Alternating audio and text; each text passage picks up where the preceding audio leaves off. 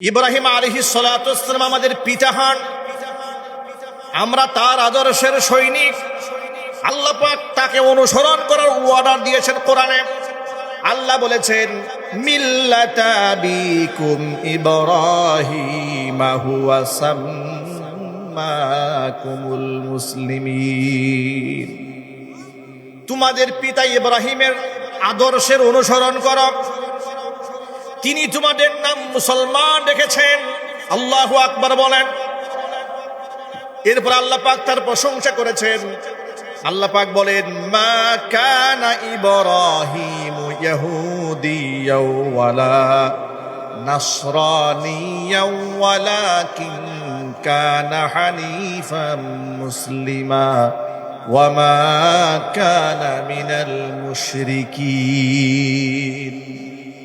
ইব্রাহিম আলাইহিস সালাতু ওয়াস সালাম ইহুদি ছিলেন না, খ্রিস্টান ছিলেন না, ওয়ালাকিন কানা হানিফান মুসলিমা, তিনি একনিষ্ঠ মুসলমান ছিলেন। ওয়া মা কানা মিনাল মুশরিকিন, তিনি মুশরিকদের অন্তর্ভুক্ত ছিলেন না। জোরে জোরে বলেন সুবহানাল্লাহ। এখন এক বাক্যে জবাব দিয়ে বলেন ইব্রাহিম আলাইহিস সালাতু ওয়াস সালাম, যার জন্য আল্লাহ তাআলা আগুনকে ফুলের বাগান বানিয়ে দিয়েছিলেন, সেই ইব্রাহিম আলাইহিস সালাতু ওয়াস সালামের সম্মান আমাদের আল্লাহর কাছে আছে না নাই? এত সম্মান সেই ইব্রাহিম আলাইহিস সালাতু ওয়াস সালামের। কত আসর ছিল তার আচরণে, কত কথার মধ্যে আল্লাহ পাক কত আসর রেখে দিয়েছিলেন। অথচ সেই ইব্রাহিম আলাইহিস সালাতু ওয়াস সালাম নিজের কলিজার টুকরা পিতা আজরকে মূর্তি পূজা থেকে বাঁচাতে পারেন নাই। ওই যে আগেই বলেছি হেদায়েতের মালিককে মূর্তি পূজা থেকে বাঁচাতে পারেন নাই। জিজ্ঞেস করেছেন মা হাদিহি তামাসিলুল্লাতী আনতুম লাহা আকিফুন, কি ব্যাপার? তিনি তার বাবাকে, আত্মীয় স্বজনকে, কওমের লোকদেরকে বলেছেন মা হাদিহি তামাসিল, এই যে সমস্ত মূর্তি, কিসের মূর্তি এগুলা? আনতুম লাহা আকিফুন, আমি তো দেখি সব সময় তোমরা এগুলোর পূজা আরাধনা করো।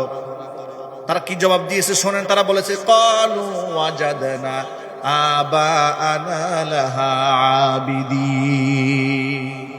তাদের একটা উত্তরটা কি? আমাদের বাপ দাদাদেরকে দেখেছি তারা এই কাজটা করতে, বাস বাপ দাদা যা করেছে আমরাও সেই কাজটা করি। এটাই ছিল জবাব, আর কোনো জবাব ছিল না। যৌক্তিক কোনো উত্তর নাই তাদের কাছে।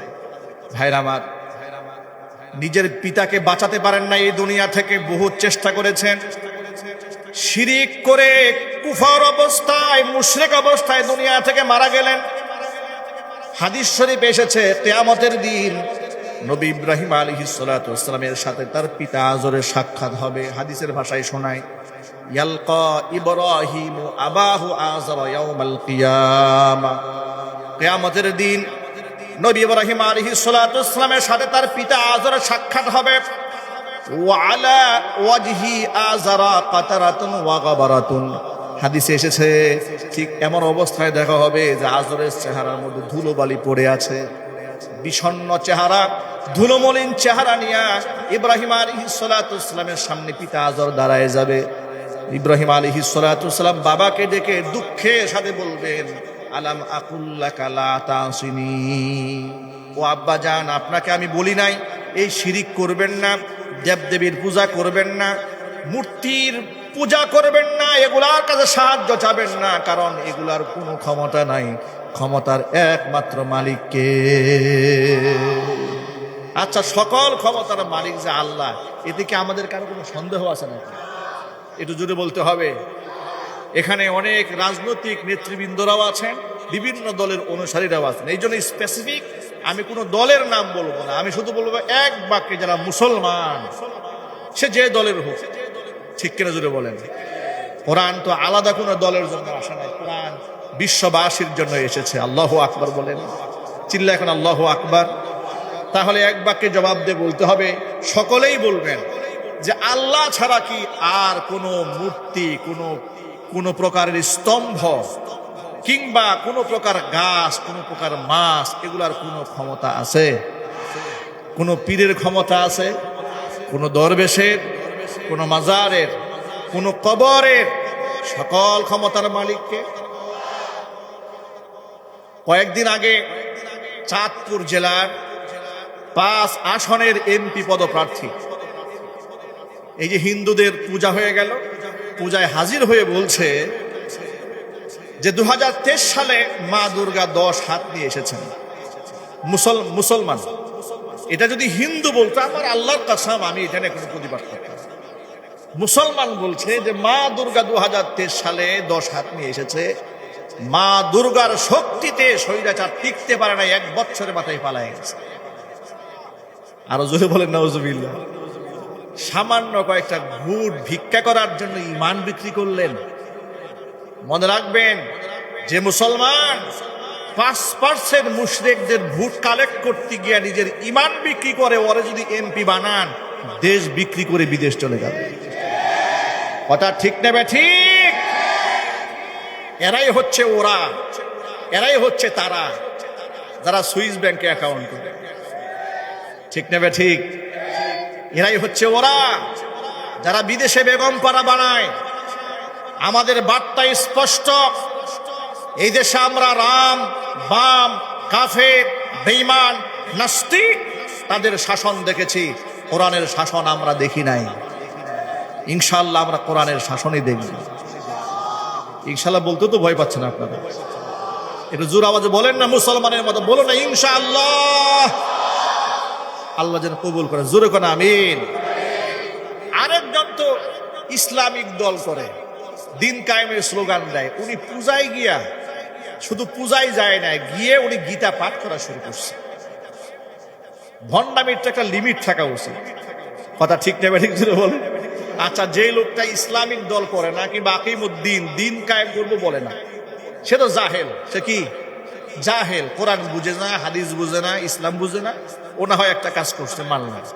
আপনি তো আলেম মানুষ, আপনি যে মাথায় টুপি দিয়ে গীতা পাঠ করা শুরু করলেন, আর আপনার গীতা পাঠ শুনে হিন্দু মহিলারা উলুধ্বনি দেওয়া শুরু করলো, আপনার কি ইমানে কোনো গায়রাত নাই? আপনার কোনো লজ্জা নাই? আপনার কোনো শরম নাই?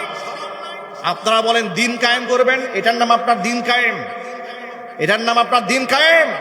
আপনাদের আচরণে মনে হচ্ছে আপনারা দিন কায়েম চান না, আপনারা দিন কায়েমের নাম বিক্রি করে চেয়ার দখল করতে চান।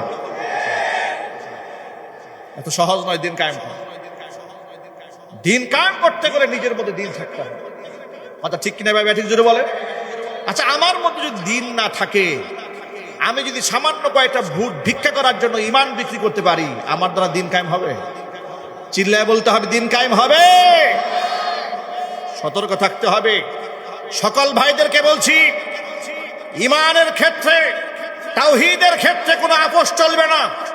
কোনো শিরকের সাথে কোনো মুসলমানদের কোনো প্রকার সম্পর্ক থাকতে পারে না। রাজি আছেন? কারণ দুহাত দেখতে চাচ্ছি।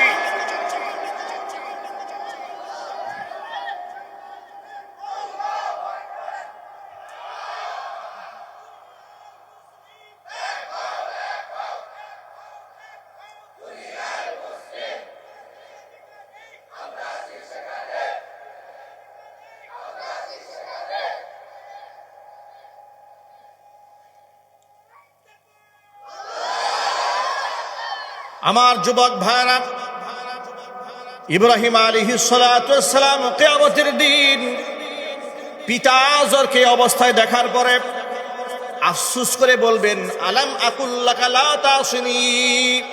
আব্বা জান, আপনাকে নিষেধ করে নাই, আপনি আমার অবাধ্য হবেন না। জাহান্নামের আগুনের ভয়াবহ দৃশ্য দেখার পরে পিতা আযর পুত্র ইব্রাহিমকে ডেকে বলছে, ও ইব্রাহিম, আমি ওয়াদা করলাম তোমার সাথে, আমি আর তোমার কথার বাহিরে চলব। কি কাজ হবে? এটা জুড়ে বলুন না, কাজ হবে। উনি হাসরের মাঠে বলবে, ফালিয়াউমা লা আসিক, একদম ওয়াদা করলাম, তুমি যা বলবে তাই শুনবো। আর ফায়দা হবে? ফায়দা হবে। তারপরে হযরত ইব্রাহিম আলাইহিস সালাতু ওয়াস সালাম আশাহত হবেন না, নিরাশ না হয়ে রব্বুল আলামিনের দরবারে দরখাস্ত করবেন, ডেকে বলবেন, ইন্নাকা ওয়া'আদতানি আল্লা তুখজিয়ানি ইয়াওমা ইউবাসুন। রব্বুল আলামিন, তুমি তো আমার সাথে ওয়াদা করেছিলে পুনরুত্থান দিবসে, মানে হাসরের দিন, তুমি আমাকে অপমানিত করবে না, লাঞ্ছিত করবে না। কিন্তু এর চাইতে বড় লাঞ্ছনা, অপমান আমি ইব্রাহিমের জন্য আর কি হতে পারে? আমি পুত্র একজন নবী হয়ে থাকবো জান্নাতে, আর আমার পিতা থাকবে জাহান্নামে। এর চাইতে বড় আফসোস আর লজ্জা আমার জন্য আর কি হতে পারে? আল্লাহর পক্ষ থেকে যখন ঘোষণা দেওয়া হবে, আল্লাহ পাক রব্বুল আলামিন বলবেন, ইন্নী কাদ হাররামতুল জান্নাতা আলাল কাফিরিন। ও ইব্রাহিম শোনো, পৃথিবীর সমস্ত অস্বীকারী কাফেরদের জন্য আমি আমার জান্নাতটাকে হারাম করে দিয়েছি। এখন আমি আপনাদের কাছে প্রশ্ন করি, এক বাক্যে জবাব দিবেন, কাফেররা জান্নাতি না জাহান্নামী? আরো জোরে, কাফেররা জান্নাতি না জাহান্নামী? সুতরাং মূর্তি পূজারী যত আছে সবগুলার ঠিকানা জান্নাত না জাহান্নাম? আশ্চর্যের ব্যাপার, সেই চাঁদপুরের এমপি পদপ্রার্থী, নমিনেশন পদপ্রার্থী 5 আসনের, তিনি শুধু এতটুকুন বলেন নাই যে মা দুর্গা ক্ষমতা দিয়ে হাসিনাকে তাড়িয়েছে, এটাই বলেন নাই। লাস্টে আবার বলছে কিয়ামতের দিন, কিয়ামতের দিন আপনারা উঠবেন, আমরাও উঠব। ভালো আমল করলে আপনাদের সাথে ভালো মুআমালা করা হবে, ভালো আমল করলে আমাদের সাথে মুআমালা করা হবে। জোরে করে নাউজুবিল্লাহ। মুসলমানদের ঈমান যদি এত পচা হয়, গান্দা হয়, আল্লাহর কসম সেই ব্যক্তি মুসলমান নয়। মুসলমানের ঘরে শুধু জন্ম নিলেই মুসলমান হওয়া যায় না, ঈমানের ক্ষেত্রে অবিচল থাকতে হয়।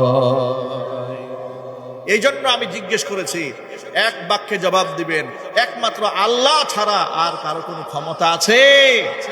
ক্ষমতার একমাত্র মালিক আল্লাহ পাক। কথাটা বুঝার তৌফিক দান করেন।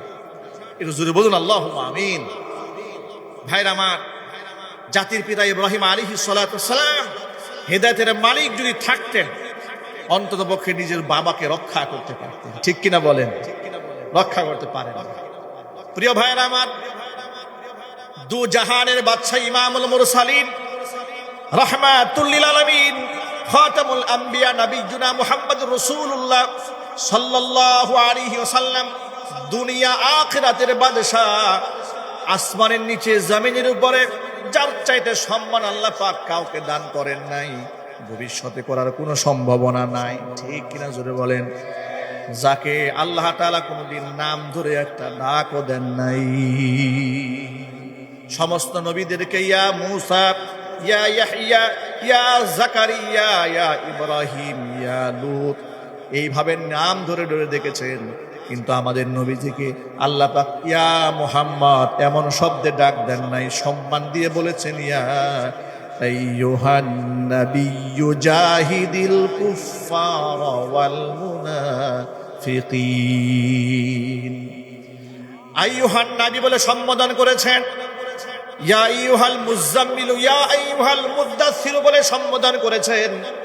নিজে তো ভালো করে নামটা ধরে ডাক দেন নাই, সম্মান যেন নষ্ট না হয় সম্মানটাকে বাড়িয়ে দিয়েছেন। আবার দুনিয়ার মানুষেরাও যেন নবীজিকে সাধারণ মানুষের মতো সম্বোধন না করে, আল্লাহ তাআলা কুরআন মাজিদের মধ্যে আয়াত নাজিল করে হারাম ঘোষণা করেছে। আল্লাহ পাক সূরা নূরের মধ্যে ঘোষণা করেছেন, লা তাজআলু দুআ আর-রাসূলি বাইনাকুম কাদুআই বা'দিকুম বা'দা। আমার রাসূলকে নিজেরা একে অপরকে, সাধারণ মানুষকে যেভাবে ডাকাডাকি করো, আমার রাসূলকে তোমরা সাধারণ মানুষের মতো ডাক দিতে পারবে না, কারণ তিনি সাধারণ মানুষ নন, তিনি তো মহামানব। তিনি কি আমাদের মতো মানুষ? তিনি মানুষ ছিলেন কত সত্য, কিন্তু আমাদের মতো তিনি মহামানব ছিলেন। তিনি হাঁটলে আকাশের মেঘখণ্ড তাকে ছায়া দিয়েছে। তিনি মরা গাছের নিচে বসেছেন, গাছ তার সম্মানার্থে শাখা প্রশাখায় উজ্জীবিত হয়ে তাকে ছায়া দিয়েছে। দুর্বল উটের উপর সওয়ার হয়েছেন, উট সবল হয়েছে। জিহাদের ময়দানে এক পেয়ালা পানি 1500 সাহাবায়ে কেরাম পানির তৃষ্ণায় বুক ফেটে যায়। নবীজি সাল্লাল্লাহু আলাইহি সাল্লাম শাহাদাত আঙ্গুলি পানির মধ্যে চুবিয়ে দিয়েছেন, বলেছেন ঢাকনা খোলার দরকার নেই, পানি ব্যবহার করো। সাহাবায়ে কেরাম বলেছেন 1500 মানুষ আমরা পানি ব্যবহার করেছি, পানির কোনো কম পড়ে নাই। এই মর্যাদা আল্লাহ পাক তার রাসূলকে দান করেছিলেন। এমন মর্যাদা দান করলেন, কিয়ামতের ময়দানে যিনি সুপারিশ না করলে বিচার কার্য শুরুই হবে না, যিনি জান্নাতে প্রবেশ না করলে জান্নাতের দরজা খোলাই হবে না। আল্লাহু আকবার। নবীজি সাল্লাল্লাহু আলাইহি ওয়াসাল্লাম বলেছেন, আনা আউয়ালু মাই ইয়াকরাউ বাবাল জান্নাতি ইয়াউমাল কিয়ামা, কিয়ামতের দিন জান্নাতের দরজার মধ্যে যিনি টোকা দিবেন আমি হচ্ছে সেই প্রথম ব্যক্তি। নবীজি সাল্লাল্লাহু আলাইহি ওয়াসাল্লাম বলেছেন, জান্নাতের দরজা যখন টোকা দেব, টোকা দেওয়ার পরে ভেতর থেকে দারোয়ান ফেরেশতা বলবে, মান আনতা, কি আপনি জান্নাতের দরজার মধ্যে করাঘাত করলেন? হুজুর বলেন, ফা আকুলু আনা মুহাম্মদ। নবী সাল্লাল্লাহু আলাইহি ওয়াসাল্লাম বলেছেন, আমি বলবো আমি মুহাম্মদ। ভিতর থেকে ফেরেশতা বলবে, বিকা উমিরতু, আপনার ব্যাপারে আমাকে নির্দেশ প্রদান করা হয়েছে, হুকুম দেওয়া হয়েছে, আপনি টোকা দেওয়া মাত্র যেন জান্নাতের দরজাটা খুলে দেই। কল্পনা করা যায় কত শান, কত মান আল্লাহর নবী। আল্লাহু আকবার জোরে বলে। এত শান আর এত মান, কিয়ামতে আল্লাহ পাক তার নবীকে ডেকে বলবেন, আদখিল ইয়া মুহাম্মদ মিন উম্মাতিকা মান লা হিসাব আলাইহিম মিনাল বাবিল আইমান। ও আমার নবী সাল্লাল্লাহু আলাইহি ওয়াসাল্লাম, আপনার উম্মতের ওই সমস্ত মানুষগুলোকে বাছাই করেন যাদের কোনো হিসাব হবে না, বিনা হিসেবে যারা জান্নাতে যাবে, জান্নাতের ডান পাশের দরজা দিয়ে সবগুলাকে জান্নাতে ঢুকিয়ে দেন। নবীজি সাল্লাল্লাহু আলাইহি ওয়াসাল্লাম বলেছেন, আইমান নামক দরজার যে চৌকাঠ, যে জান্নাতের দরজা দিয়ে উম্মতদেরকে ঢুকাবো, ওই চৌকাঠের প্রশস্ততা এত বেশি হবে, এক মাথা থেকে আরেক মাথা পর্যন্ত এতটা প্রশস্ত হবে, একসাথে 7 লক্ষ মানুষ জান্নাতে প্রবেশ করবে, কারো গায়ের সাথে কারো গা টাচ লাগবে না। কিয়ামতে নবীজি সাল্লাল্লাহু আলাইহি ওয়াসাল্লামকে এইরকম সুযোগ দেওয়া হবে। প্রিয় ভাইরা, সেই নবীজি সাল্লাল্লাহু আলাইহি ওয়াসাল্লাম নিজের কলিজার টুকরা চাচা আবু তালেব, আহারে কি মুহাব্বত করতেন, কত ভালোবাসতেন, পিতৃ সমতুল্য শ্রদ্ধাভাজন। সুবহানাল্লাহ। সেই চাচা ঈমান হারা হয়ে মারা গেলেন। নবীজি সাল্লাল্লাহু আলাইহি ওয়াসাল্লাম চেষ্টা করলেন তাকে তাওহীদের উপর কালিমা পড়াইয়া দুনিয়া থেকে বিদায় করার।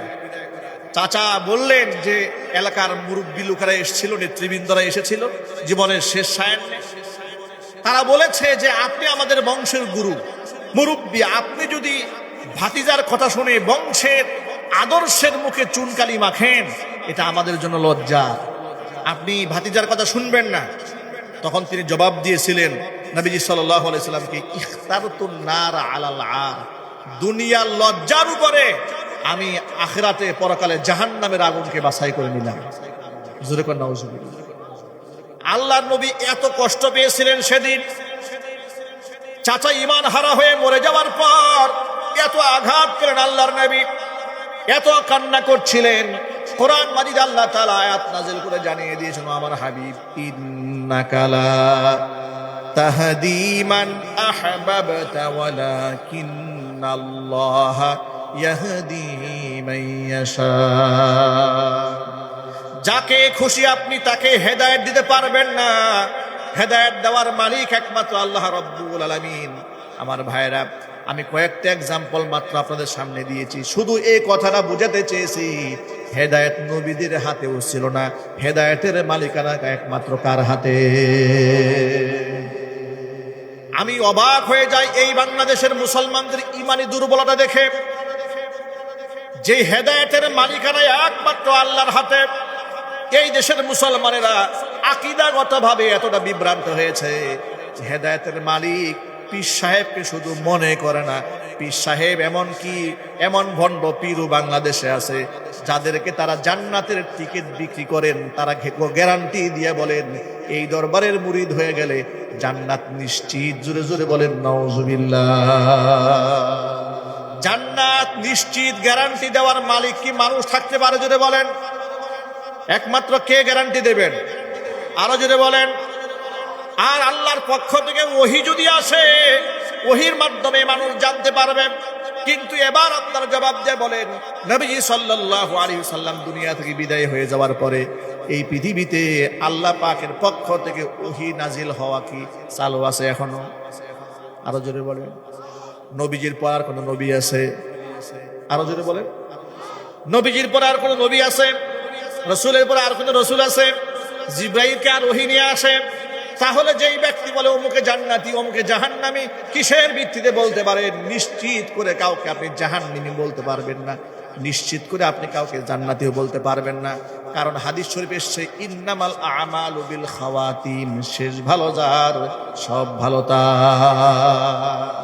হাদিসে এসেছে যে এমন অনেক মানুষ আছে যারা প্রথম জীবনে অনেক গুনাহ করেছে, কিন্তু আল্লাহ পাক তার তাকদীরে জান্নাত লিখে রেখেছেন। মৃত্যুর আগে তওবা করে জান্নাতের কাজগুলো আল্লাহ পাক ওকে দিয়ে করাবেন, এবার তওবা করবে, ঈমান নিয়ে এসে জান্নাতি হয়ে মারা যাবে। যখন আল্লাহু আকবার। তাকদীরকে বিশ্বাস করতে হবে। আবার কিছু লোকের জন্য জাহান্নাম অবধারিত। তারা শুরু জীবনে যত ভালো কাজ করুক না কেন, শেষ জীবনে এসে মৃত্যুর আগ মুহূর্তে এসে ঈমান হারা হয়ে দুনিয়া থেকে বিদায় নেবেন। আমরা আল্লাহর কাছে এই জন্য ক্ষমা ভিক্ষা চাই যে আল্লাহ, হিদায়াতের উপরে তুমি আমাদের মৃত্যু দান করো। জোরে কোন আমিন। আরো জোরে বলুন আমিন। এই জন্য নিজের নামাজ নিয়ে কখনো অহংকার করবেন না, নিজের তাহাজ্জুদ নিয়ে অহংকার করবেন না, আপনি নিজের মুখে দাড়ি নিয়ে অহংকার করবেন না। 2 দিন তাহাজ্জুদে নামাজ পড়ে মনে মনে ভাববেন যে গোটা এলাকায় আমি তো একমাত্র হাসান বসরি, আমার চাইতে বড় আব্দুল কাদের জিলানী তো এলাকায় আর কেউ নেই। আর ওই যে ও জান্নাতি ও জাহান্নামী অমুকে এই সেই, এগুলো ধারণা করার কোনো দরকার নেই। আমার সাথে আল্লাহ পাকের কি মুআমালা হবে কবরে, কি মুআমালা হবে মিজানে, কি মুআমালা হবে পুলসিরাতে, তার নিশ্চয়তা আমার নাই। ঠিক কিনা জোরে বলেন। পৃথিবীর অনেক বড় বড় বুজুর্গরাই ইন্তেকালের আগে ঈমান হারা হয়ে দুনিয়াতে বিদায় গ্রহণ করেছে। আবার অসংখ্য চুরি করেছে, ডাকাতি করেছে, জিনা ব্যভিচার করেছে, মানুষ খুন করেছে, তওবা করে আল্লাহর ওলি হয়ে জান্নাতি হয়ে বিদায় গ্রহণ করেছে।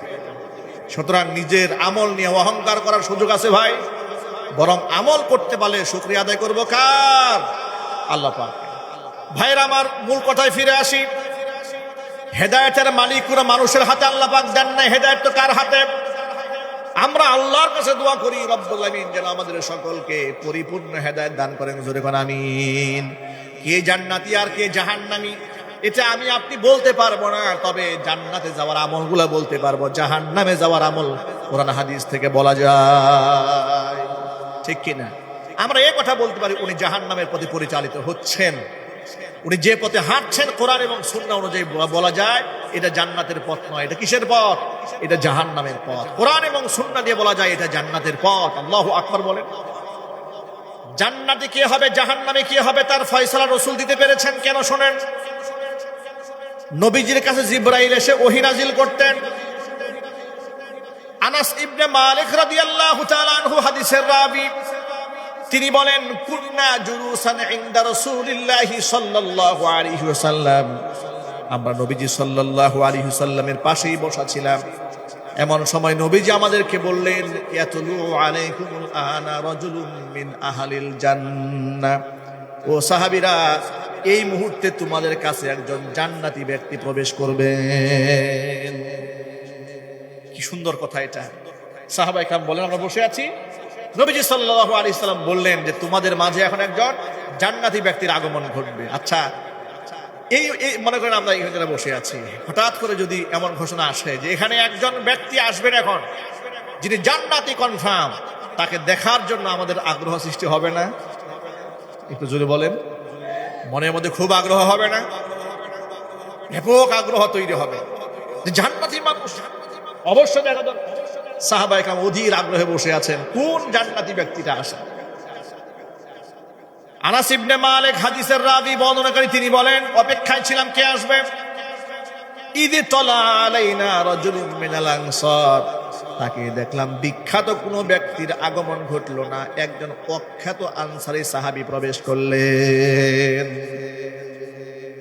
তানতিফু লিহিয়াতুহু বিউদুইহি, ওযুর পানিতে দাড়িটা ভেজা। ওয়াকাদ আল্লাকানা আলাইহি বিয়াদিহি শিমাল, বাম হাতে জুতা ধরে দাঁড়ায় আছে। এই যে মসজিদে ঢোকার সময় জুতা আমরা সেফ নিয়ে রাখি না ভাই, বাম হাতে জুতা হাতে ধরে দাঁড়িয়ে আছে, আর মাত্র ওযু করে এসছে। তানতিফু লিহিয়াতুহু বিউদুইহি, ওযুর পানিতে দাড়িটা ভেজা। আমরা খুবই অবাক হলাম, এমন একজন ব্যক্তি, একেবারেই অখ্যাত ব্যক্তি, নবী করিম সাল্লাল্লাহু আলাইহি ওয়াসাল্লাম তাকে জান্নাতি ব্যক্তি ঘোষণা দিয়েছেন। সুবহানাল্লাহ, কি সৌভাগ্য তার। আমরা তাকে দেখলাম, ঠিক এভাবে আমরা পরের দিন আবার বসে আছি। এমন সময় নবীজি একই বাক্য আবার উচ্চারণ করলেন, ইয়াতলু আলাইকুমুল্লাহ রাজুলুম মিন আহলিল জান্নাহ, ও সাহাবীরা তোমাদের মাঝে এই মুহূর্তে একজন জান্নাতি ব্যক্তি আসবেন। বর্ণনাকারী সাহাবী আনাস ইবনে মালিক বলেন, গত দিনের মতো আমরা অধীর আগ্রহে বসে রইলাম, দেখি কে আসে। তাকিয়ে দেখি গতকাল নবীজি সাল্লাল্লাহু আলাইহি ওয়াসাল্লাম জান্নাতি ব্যক্তি ঘোষণা দেওয়ার পরে যেই ব্যক্তি প্রবেশ করেছেন, আজকেও সেই একই ব্যক্তি প্রবেশ করেছে। এই ছিল দ্বিতীয় দিন। তৃতীয় দিন আবার বসে আছি। আল্লাহর নবী সাল্লাল্লাহু আলাইহি ওয়াসাল্লাম তৃতীয় দিন আবার বললেন, তোমাদের মাঝে একজন জান্নাতি ব্যক্তি প্রবেশ করবেন। অবাক বিস্ময়ে তাকিয়ে রইলাম, দেখি কে আসেন। তাকিয়ে দেখি বিগত 2 দিন জান্নাতি ব্যক্তি প্রবেশ করার কথা বলার পরে যেই ব্যক্তি প্রবেশ করেছেন, তৃতীয় দিন একই ব্যক্তি প্রবেশ করেছেন। তিনটা দিন নবী তাকে জান্নাতি ঘোষণা করলেন। সাহাবীদের মধ্যে কৌতূহল সৃষ্টি হলো। বিশেষ করে আব্দুল্লাহ ইবনে আমর ইবনুল আস রাদিয়াল্লাহু তাআলা আনহুমা, তার মধ্যে বেশি কৌতূহল শুরু হয়ে গেল। তার মধ্যে এমন কোন আমল আছে যে আমলটা আমাদের মধ্যে নাই, জানা দরকার। কোন আমলের কারণে আল্লাহ পাক তাকে জান্নাতি বানিয়েছেন। কিন্তু এই আমলটা দেখবো কিভাবে? আমল তো আর দেখা যায় না, গোপন আমল থাকতে পারে, প্রকাশ্য আমল তো দেখা যায়। নামাজ